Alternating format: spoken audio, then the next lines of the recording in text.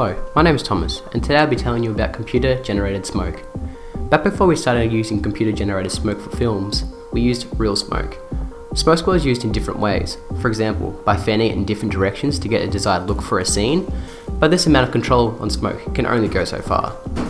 A popular way to get real smoke into film was to shoot smoke on a black background, then in post-production, key out the black, leaving the smoke. Because of the restrictions of real-life smoke, controlling it can be difficult. Taking into consideration that smoke needs a fire source to burn, it can also become hazardous, even in filming in certain locations, if not properly contained. Smoke machines, dry ice dispensers, were used on sets, although they were not really as effective as CG smoke, because they simply were not as easy to control and get a desired result. CG smoke is created using a fluid simulation because of the way fluid moves. You can implement that into things like fire, water, smoke, and other fluids and gases. The modelling of smoke and other gases has received a lot of attention from the computer graphics community over the last 20 years. Early models focused on particular processes and animated the smoke's density directly without modelling its velocity. Additional detail was added using solid textures, whose factors were animated over time.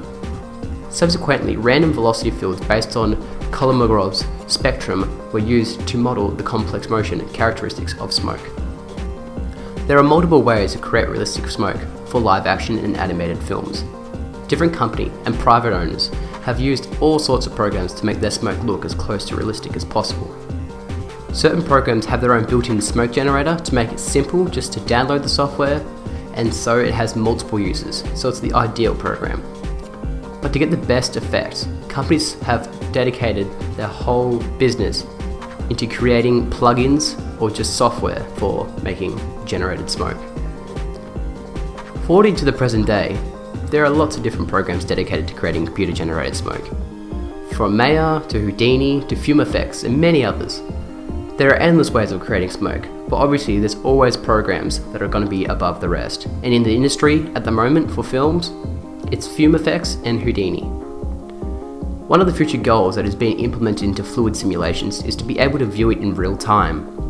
The most successful way to produce real-time fluid simulations is to be using graphics processing unit or GPU, along with the CPU to give you faster processing power. Faster processing power gives the machine enough power to be able to simulate fluids in real time, making for a faster and time-saving workflow. Here I will show you a quick tutorial on how to create and control CG smoke. Start with an empty scene. Now go up to the Menu Set tab and go down to Dynamics. Then go across the toolbar until you get to Fluids. Click on it, then click on 3D Fluid Container. Go to your attribute editor on the right, and under Container Properties, change the base resolution to 50. Now scroll down until you get to the tab called Auto Resize. Click that, then click the Auto Resize box. Now go up to the bar where you got your 3D container from and click on Polygons, and then click on Sphere. When the sphere is in the box, control click on the box, then the sphere. Now go up to the top menus and click on Fluid Effects. Add Edit Contents and click Emit from Object. If you click play, you will see the smoke is emitting from the sphere. Now set a keyframe by pressing S, then move the sphere to the desired location, then set another keyframe. You'll see the smoke follows the ball wherever it goes.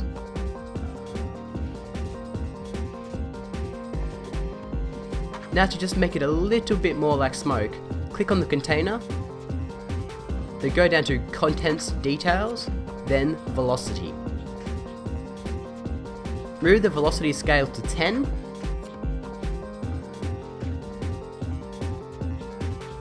and turn up the swell to, I don't know, about 3.5, and then the noise to about 0.5. There you have it. Now we've got the basic look for CG smoke. Play around with the settings and try it to get look a bit more like smoke. After this is done, scroll down to shading. This is where you give the smoke its colour. Play around with the colour, the incandescence and opacity tabs to get the look you want. Continue playing around with all these setting tabs, checking and tweaking just to get the smoke looking the way you like it. And there you have it, realistic looking smoke in Maya. Thank you.